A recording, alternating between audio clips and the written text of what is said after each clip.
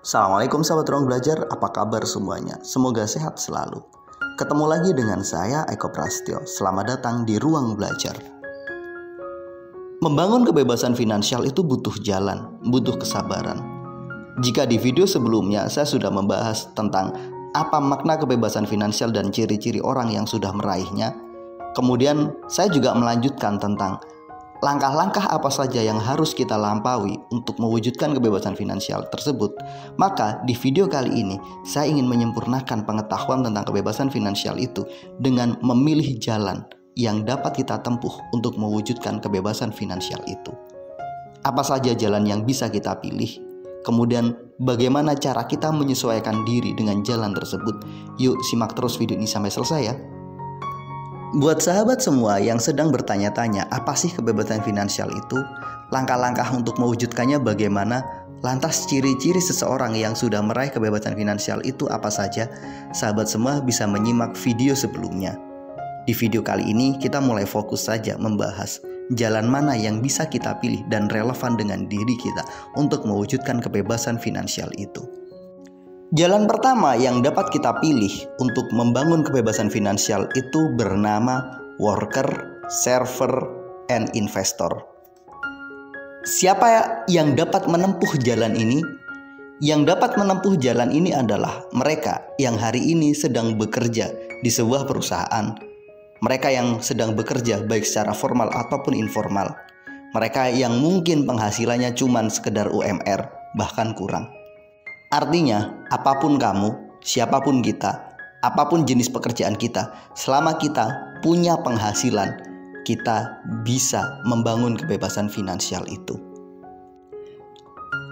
Membangun kebebasan finansial tidak mengharuskan kita punya penghasilan yang super besar, super tinggi. Berapapun nilai income kita, kita bisa kok, asal kita tahu caranya. Seorang worker, saver, and investor itu adalah orang yang mereka menukarkan waktu, pikiran, dan tenaganya untuk mendapatkan uang. Mereka terikat dengan aturan di tempat mereka bekerja. Mereka dapat gaji setiap bulannya. Jika kamu ada di jalan ini sekarang, maka jangan putus asa. Kita masih bisa kok mewujudkan kebebasan finansial itu, asal step-stepnya kalian penuhi. Ketika kita adalah seorang pekerja, kemudian kita punya gaji yang relatif tetap setiap bulannya, maka satu yang harus kita pastikan, jalan membangun kebebasan finansial itu cukuplah panjang. Kita mungkin butuh waktu sekitar 20 bahkan 30 tahun untuk mewujudkan apa yang namanya kebebasan finansial itu. Maka syarat utamanya untuk mewujudkan kebebasan finansial itu kita harus sabar. Tanpa kesabaran, maka nggak mungkin kita bisa meraihnya. Ada 5 step yang harus dilalui oleh seorang worker, saver, and investor dalam mewujudkan kebebasan finansial itu. Fase pertama atau step pertama adalah jangan berhutang. Kalau kamu melanggar step ini, maka sulit.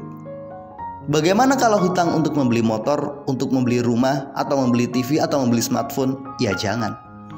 Kalau tujuanmu benar-benar untuk mewujudkan kebebasan finansial, maka jangan pernah melanggar aturan ini. Kalau tidak, sulit. Kenapa kok sulit? Ya bayangkan saja, penghasilanmu tetap katakanlah 4 juta per bulan. Kemudian 20% bahkan 30% dari penghasilanmu kamu pakai untuk bayar cicilan hutang. Yang 60% kamu pakai untuk memenuhi kebutuhan hidupmu. Terus nabungmu kapan? Investasimu kapan? Sementara untuk mewujudkan kebebasan finansial itu, menabung dan investasi itu syarat wajib buat mereka, para pekerja. Langkah kedua, ini penting. Kamu bersabar menyisihkan tabunganmu minimal 30% setiap bulannya. Kemudian, kita harus punya kemampuan untuk menaikkan prosentase dari tabungan kita secara rutin. Tentu saja sesuai dengan usia kita. Jika usia kita 35 tahun, maka minimal tabungan kita 35%. Jika usiamu 40 tahun, maka minimal tabunganmu adalah 40%. Step ketiga adalah ubah tabunganmu menjadi investasi. Kebebasan finansial hanya dapat terwujud jika kita punya aset. Punya aset yang menghasilkan passive income. Agar kita punya aset, maka kita harus punya investasi. Jika kamu bingung investasi apa yang terbaik untuk saya, maka belajarlah. Ingat, investasi terbaik adalah investasi untuk dirimu sendiri, mengupgrade pengetahuanmu. Tentu saja, lakukan investasi itu dengan penuh perhitungan. Lakukan dengan ilmu, jangan ikut-ikutan orang lain. Dan yang terpenting, lakukan sesuai dengan wilayahmu, sesuai dengan daerahmu. Investasi itu nggak harus saham, nggak harus obligasi, apapun bisa.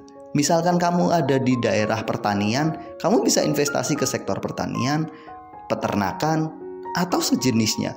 Kalau kamu ada di wilayah di mana investasi properti itu menjanjikan, kamu bisa membangun kos-kosan atau apapun itu. Bisa ruko, pendek kata, ubah tabunganmu menjadi investasi. Langkah keempat, kita harus punya dana darurat. Apa sih dana darurat itu? Dana darurat adalah uang yang kita gunakan untuk kondisi mendesak. Kenapa dana darurat itu penting? Agar dana darurat ini bisa kita gunakan kalau situasi darurat, situasi mendesak. Misalkan kena PHK, atau mungkin mobil rusak, mengalami kecelakaan, atau hal-hal lain yang membuat kita mengeluarkan uang dalam jumlah banyak. Tujuan dari dana darurat adalah agar kita nggak mengganggu tabungan dan investasi kita. Dana darurat itu harus kita pisahkan dari investasi dan tabungan kita. Besarnya dana darurat adalah 12 kali dari kebutuhan standar minimalmu. Misalkan kebutuhanmu adalah 4 juta, maka minimal dana daruratnya adalah 48 juta. Yang terakhir, bersabarlah. Kamu jangan tergoda untuk membeli hal-hal yang di luar rencana kamu. Untuk membeli tas branded, membeli sepatu branded, membeli motor, membeli mobil, ya pendek kata bersabarlah. Mungkin ini kelihatan nggak nyaman. Kamu nggak bisa seolah-olah menikmati hasil dari jerih payahmu. Tapi dalam jangka panjang, kamu akan mendapatkan sesuatu yang jauh lebih besar, jauh lebih baik. Ketika target berapa banyak investasi yang kamu tetapkan tercapai, kamu mencapai passive income sesuai dengan targetmu, di titik itu kamu bisa menikmati hidup yang jauh lebih menyenangkan. Inilah 5 langkah yang bisa ditempuh oleh seorang worker, saver, and investor. Jika kamu hari ini bekerja seperti ini, maka bersabarlah dan ikuti 5 langkah ini. Mudah-mudahan video ini bermanfaat. Sampai ketemu pada video kami berikutnya. Terima kasih telah menonton. Assalamualaikum warahmatullahi wabarakatuh.